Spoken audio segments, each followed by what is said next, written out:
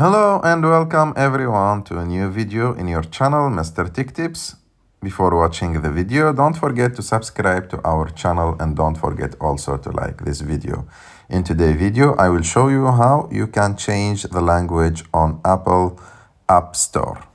So first of all, you go to Settings, you open Settings, and after opening Settings, you just scroll down and look for the App Store. And as you can see here, when you find App Store, just click on it.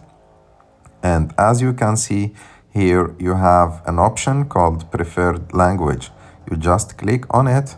And after that, here you can find all the languages that are available in your phone. And you can choose any language of them. For example, the default language for me is English. I can change it to French. So now if I open my App Store, the language of the App Store will be in French. I hope that you like this video. If you like this video, don't forget to subscribe to our channel and don't forget to like this video, and see you in the next one.